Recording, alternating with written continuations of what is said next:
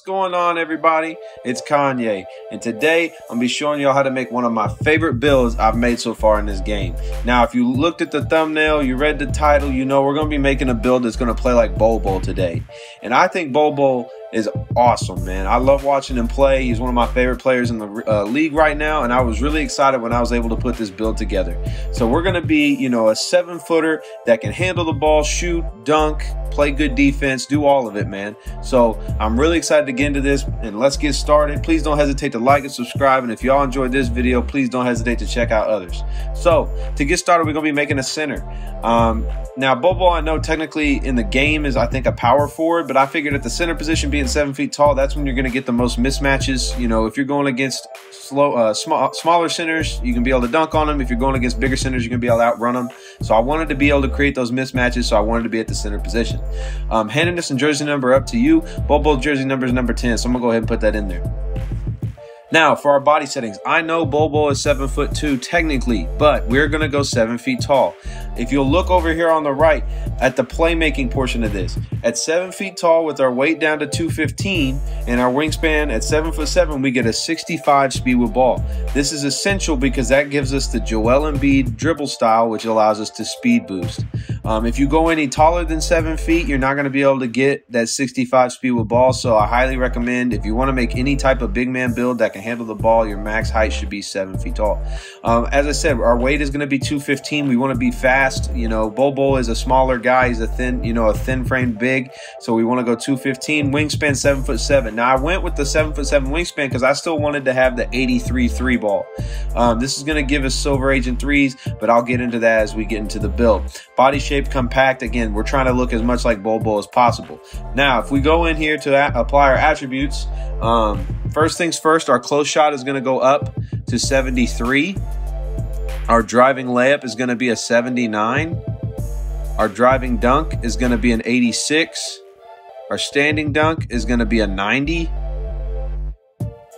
And our post control is going to go all the way up to 87.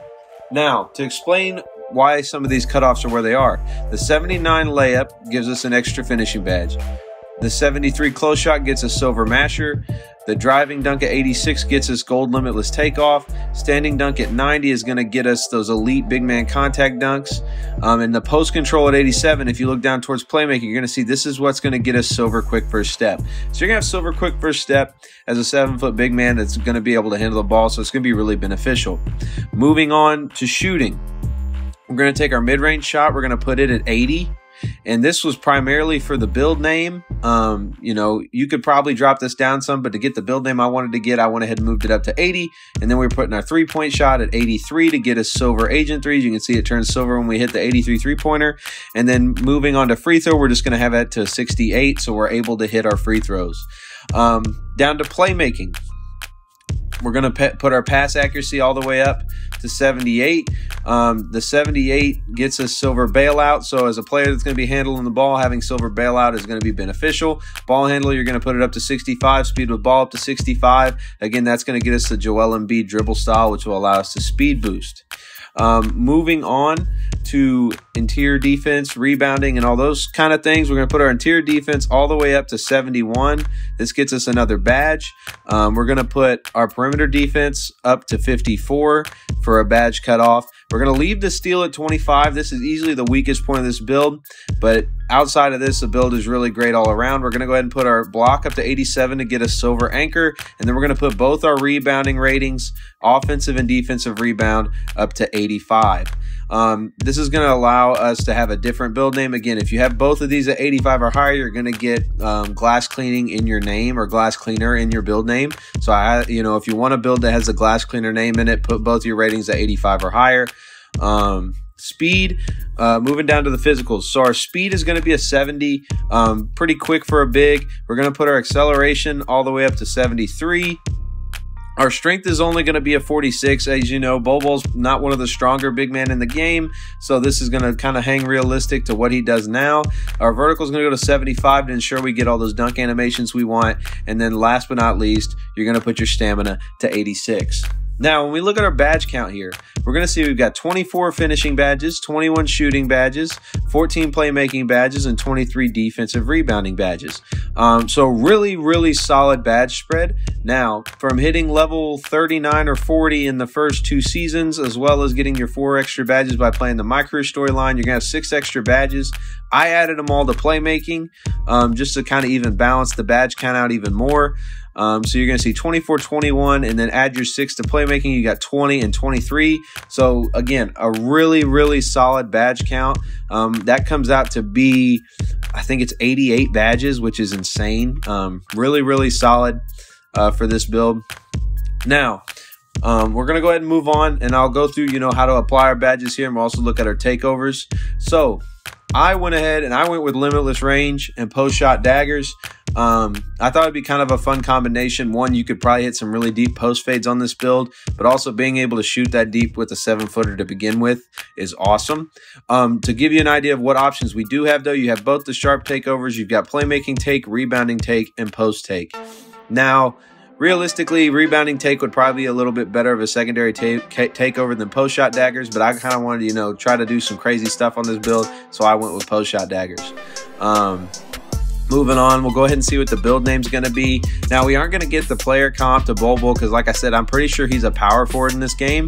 But we get compared to guys like Kristaps Porzingis, DeAndre Ayton, Joel Embiid, mobile big men. And we're going to be called a 3-level scoring glass cleaner, which to me is a really accurate way to describe Bol Bol. He can finish inside, he can shoot the ball from outside, he can handle the ball well, and he can rebound. I mean, he's 7'2". So really cool build name. But now let's go ahead and we'll go into the build tester, and I'll show you how I would lay out the badges. Now, these aren't going to be exactly how I'd lay them out for Bol Bol. This is going to be how I'd lay out the badges for this build, because this build can be very, very good. A lot of these builds that aren't following the meta of like the 6'10s or the 7'3s, a lot of times people don't think they can be very good, but it's just simply not true. So what I'm going to do is we're going to throw on Rise Up on gold, go ahead and core that. We'll get Masher on silver, we'll get Fast Twitch on silver, and then you got one left over. I'd throw it on Acrobat probably. But yeah, so this is how we've got it laid out. Now, again, if you wanted to be more of a post player with this, you could do back down Punisher, drop stepper, post spin, but I chose not to do that. We've got gold limitless takeoff, we've got silver slithery, silver posterizer, silver fearless, bronze acrobat. So attacking the rim, we're going to be really, really strong. And then lastly, we've also got silver fast switch, silver masher, and gold rise up for when we're under the rim. So in both senses of playing this game, if you get an offensive rebound, you're under the rim, you're going to be able to go up. If you get the ball passed to you on a cut and you don't get the driving animation, you're still going to be able to hit those standing layups and standing dunks. And then driving off the dribble, you're a 7-footer with gold limitless takeoff. You're taking off from the free throw line with this. Not to mention silver fearless if you get into contact, but silver slithery to keep you away from contact. And we've got silver posterizer for those poster dunks.